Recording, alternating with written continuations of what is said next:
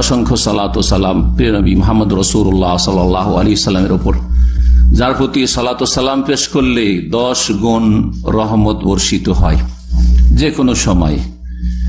আর বিশেষ করে জুমার দিনে, জুমার রাতে রাসূলুল্লাহ সাল্লাল্লাহু আলাইহি সাল্লামের উপর সালাত ও সালাম পেশ করা, দরুদ পেশ করা, এর অনেক বেশি ফজিলত রয়েছে এবং রাসূলুল্লাহ সাল্লাল্লাহু আলাইহি সাল্লাম এর জন্য তাগিদ করেছেন,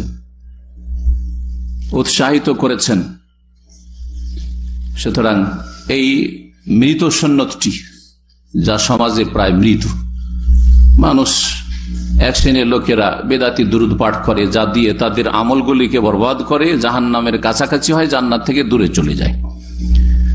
আর যারা সুন্নতের অনুসারী ভাই বোনেরা, তারা সালাত ও সালাম পেশ করার ক্ষেত্রে অনেকেই বখিলি করেন, কৃপণতা করেন। নাম রাসূলুল্লাহ সাল্লাল্লাহু আলাইহি ওয়াসাল্লামের আসলে সাল্লাল্লাহু আলাইহি ওয়াসাল্লাম, বক্তাকে বলতেও কষ্ট লাগে, বারবার করে বলতে বড়ই কষ্ট লাগে, খুব বেশি তো একবার দুইবার বলে, আর শ্রোতাদেরকে তো আরো বেশি কষ্ট লাগে। বেদাতি দুরুদ হলে খুব ফুর্তির সাথে পড়ত, কিন্তু সুন্নতি দুরুদ সালাত ও সালাম পেশ করার ক্ষেত্রে এই অনীহা বা অজ্ঞতা বা অভক্তি অথবা গাফিলতি কেন? আল্লাহ যেন আমাদেরকে সমস্ত গাফিলতি থেকে মুক্ত হওয়ার তৌফিক দান করেন।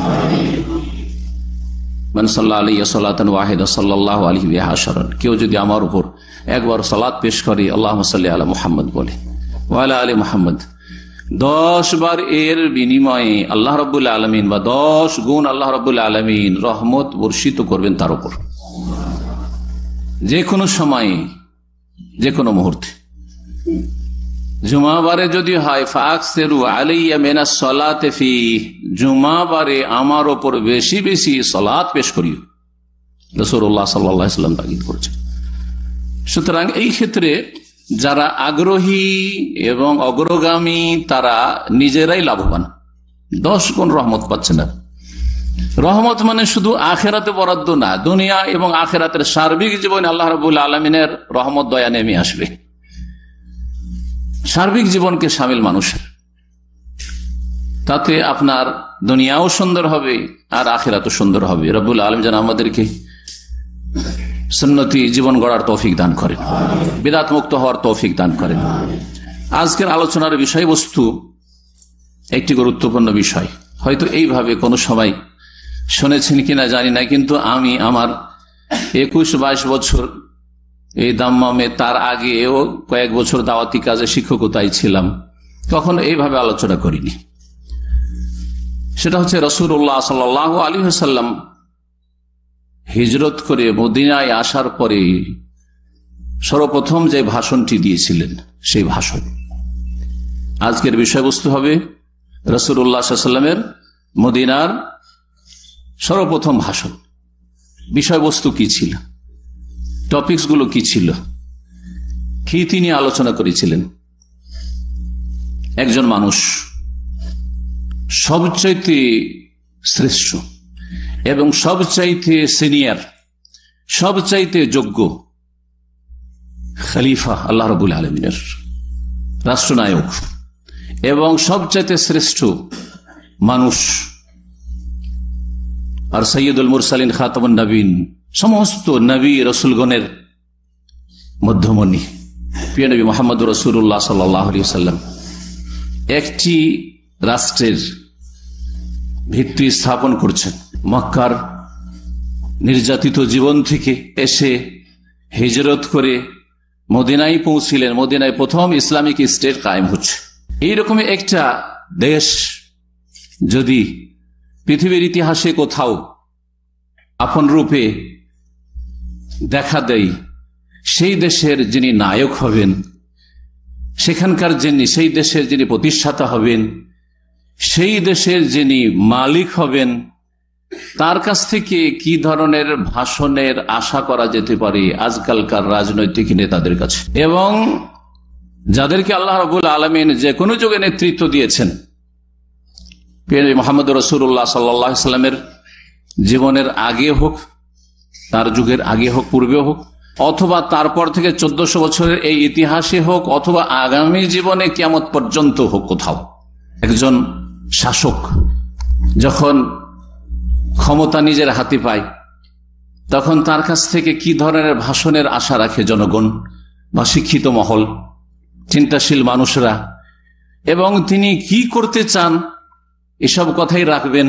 জি হ্যাঁ, তাহলে এই বিষয়গুলি যখন আমরা একবারে সাধারণ জ্ঞানী, যারা আমরা রাজনীতিও বুঝি না আর সমাজপতিও না, একটা সমাজও পরিচালনা করি না, আর আমরা বেশি কোনো লোকের কোনো মালিকানাতেও নেই, একটা ক্ষুদ্র পরিবারের মালিক, আমরা কয়েকজন সদস্য হয়তো পরিবারে আছি, আমরা যদি এই কথাগুলি চিন্তা করতে পারি সাধারণ জ্ঞানে, তাহলে প্রিয় নবী মুহাম্মদ রাসূলুল্লাহ সাল্লাল্লাহু আলাইহি ওয়াসাল্লাম কি চিন্তা করি মদিনায় এসে প্রথম যে ভাষণটি দিচ্ছেন, এই ভাষণের বিষয়বস্তু হচ্ছে এই কয়েকটি বিষয়। মনে রাখবেন, কোরআনে কারীমের কিছু নীতিমালা রয়েছে, তার একটি হচ্ছে সূরাতুল হজ্জের আয়াত নম্বর ৭৭ আল্লাহ রাব্বুল আলামিন ইরশাদ করেছেন, যাতে মুমিন সকলকে সম্বোধন করে আল্লাহ বলছেন, ইয়া আইয়ুহাল্লাযীনা আমানু ইরকাউ, হে ঈমানদারগণ, হে বিশ্বাসীগণ, তোমরা রুকু করো। কাকে রুকু করতে হবে? আল্লাহকে। রুকু হচ্ছে ইবাদত, সুতরাং ইবাদত কার জন্য? আল্লাহর জন্য। ওয়াসজুদু, আর সিজদা করো। সিজদা কাকে করতে হবে? একমাত্র আল্লাহকে। জি, একমাত্র, শুধু আল্লাহকে বলবেন, বলবেন একমাত্র আল্লাহকে, আল্লাহ ছাড়া আর কাউকে নয়। কোন রকমের সিজদা নাই, না জীবিত না মৃত, না নবী না রসুল। ওয়াসজুদু ওয়াবুদু রব্বাকুম, রব কথাটি একবারই আসছে। আর তোমাদের রবের ইবাদতবন্দি করো, অর্থাৎ তোমাদের রবের সামনে রুকু করো, রবকে সিজদা করো, আর রবের ইবাদতবন্দি করো। ওয়াফআলুল খাইরা লাআল্লাকুম তুফলিহুন। ৪ নম্বরে আল্লাহ বলছেন, আর সমস্ত রকমের ভালো কাজ করো তোমরা, লাআল্লাকুম তুফলিহুন, যাতে করে তোমরা সফলতা লাভ করতে পারো, যাতে করে তোমরা কামিয়াব হতে পারো, যাতে তোমাদের জীবনটা সাকসেস হয়। লাআল্লাকুম তুফলিহুন।